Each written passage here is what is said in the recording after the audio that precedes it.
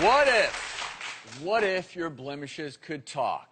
Could they expose internal health problems? A widely circulating internet post says yes. Where you break out can reveal what is wrong with you. So we're asking, can I call you Dr. Pimple Popper? Yes, you is that can. Okay? Yep. Dr. Sandra Lee, what is the real deal? Yes. Well, there is this claim that according to the area of your breakout, your acne breakout, it's a reflection of your lifestyle. For example, they say that if you break out on your forehead, it's due to a poor diet, irregular sleep, digestive problems. On your nose, you have poor blood circulation.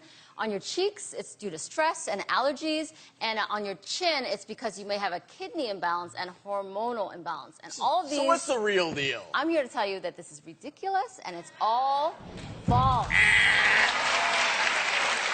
So, I mean, it all has more to do with your hormones, your genes, you know, your genetics, and your just your skin type. So let's go through some areas, some problem areas we've all had.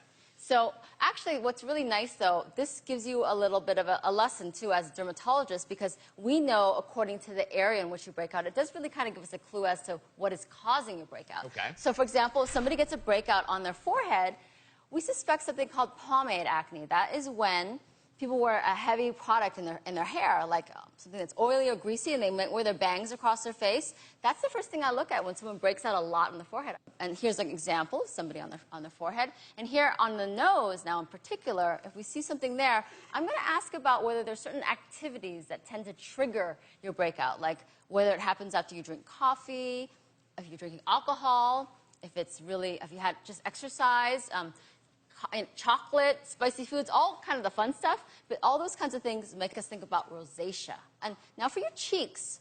It's pretty common to get a breakout in our cheeks, and I will say that in males, if we see an abrupt breakout, we're going to think about steroid acne. So if somebody's a little bit pumped up, and it comes up really abruptly, if you have a breakout, I'm going to think, you know, is this person taking anabolic steroids? For the record, it doesn't mean someone is. No, so it doesn't, but it's just you something go to home think tonight to your about. spouse, it's like, honey, are you juicing? No.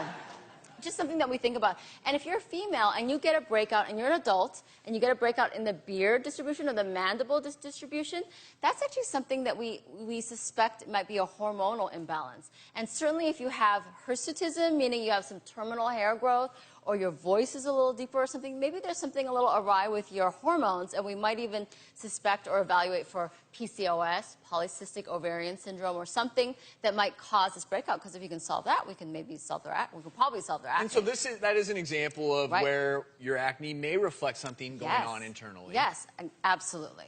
And on your chin, you know, a lot of athletes will get an acne breakout on their chin because they wear a chin strap. Water polo players, football players, wrestlers, and they don't realize that this occludes this area. You sweat in that area. It's dirty, too. And also, in that area, you get perioral dermatitis. So perioral dermatitis actually happens exclusively, well, almost exclusively, in women, and it's actually not acne. It may look like it, but it's actually a little eczema or a little breakout. So these are the kinds of, if I see these in these areas, you know, the breakout in these areas, I'm going to think of a specific diagnosis or kind of hone in on some kind of treatment regimen because of it. So it's like anything in medicine. If you keep track of where your problem areas are, you can discuss that with your doctor, and maybe there will be a clue in that helps you determine what the true cause is.